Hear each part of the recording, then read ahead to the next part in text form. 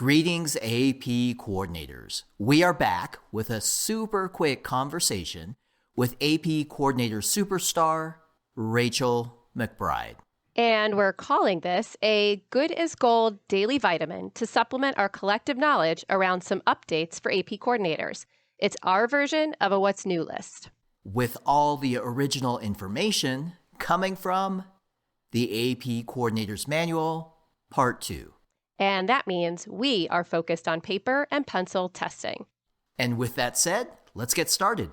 I am Derek Cometa. And I am Rachel McBride. And this is a special daily vitamin episode of Coordinated.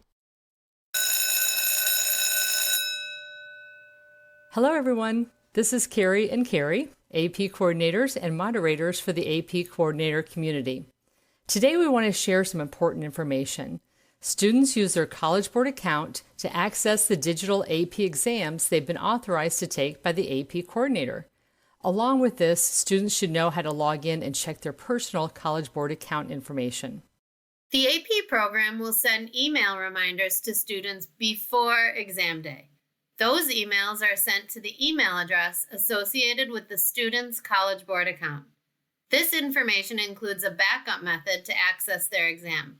So, it's a good practice for AP coordinators to remind students that they should know which email address is associated with their College Board account.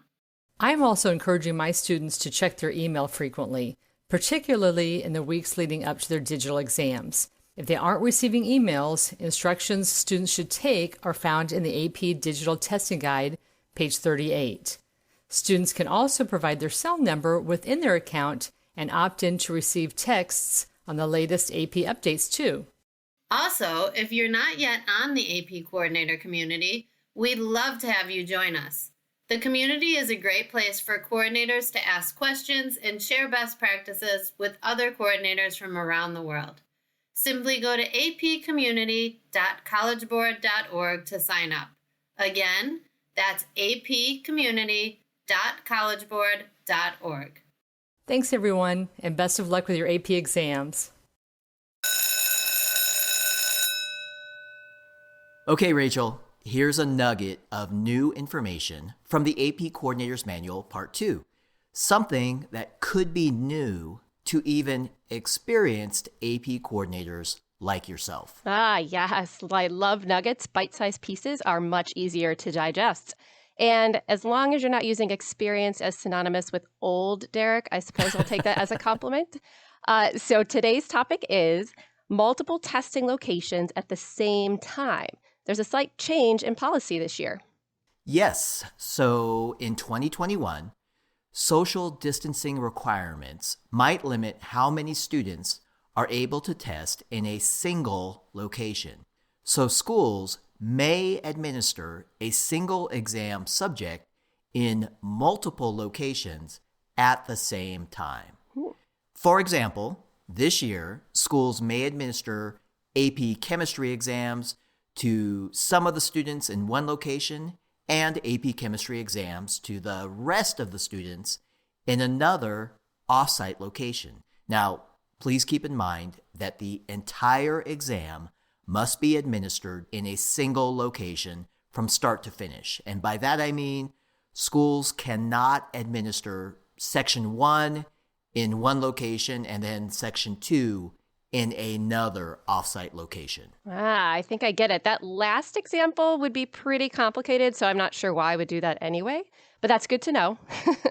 And any offsite facilities may be used if the rooms are appropriate in size and configuration, and of course, all security procedures can be followed.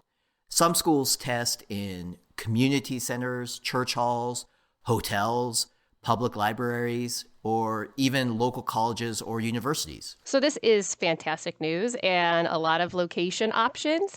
More locations, the merrier, right? So I'll actually be using our gym and our field house for our AP US government exam this year, both of which are on our high school campus.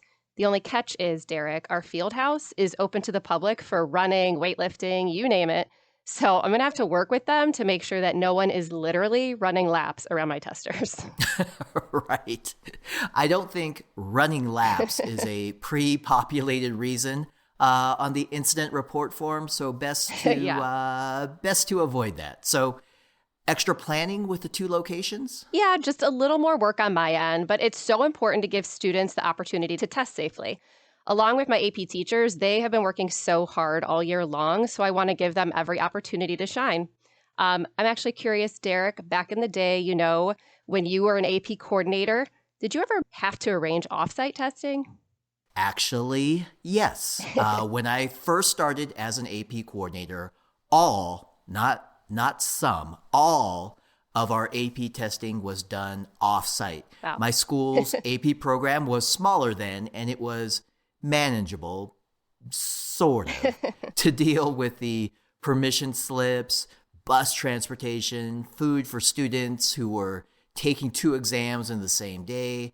I even had to make sure first aid kits were available, and I think that was in case I passed out from exhaustion. Oh my gosh. I have never even considered all of those things for offsite testing. And that's a lot of things to consider. Yeah. And I did not mention that coordinators have to keep in mind a few other things. The exams must be transported to the offsite location on the day the exam is administered. And the exams, they have to be returned to locked storage at the school. They can't stay at the offsite location. That makes sense. They have to be returned that same day. I couldn't take them home or leave them in my car. Later, though, as our AP program grew, we moved testing back to campus. Negotiating the athletic department out of the gym for 2 weeks was definitely a challenge, but it was still less stressful than waiting for a late arriving student at the bus stop banging my clipboard against my head. I have a mental image of that right now, Derek. I think that's pretty funny. How many clipboards did you end up breaking now? Well, look at that, Rachel. Our recording time is up. Hey, thank you for your time. And everyone, more information can be found on this topic in the AP Coordinator's Manual Part 2. We'll put a link to that and the specific page numbers in our show notes. All right, everyone. Thanks for joining us today. Derek and I will be back before you know it with another Daily Vitamin. And AP coordinators, Daily Vitamin or not, know that every day you are always good as gold.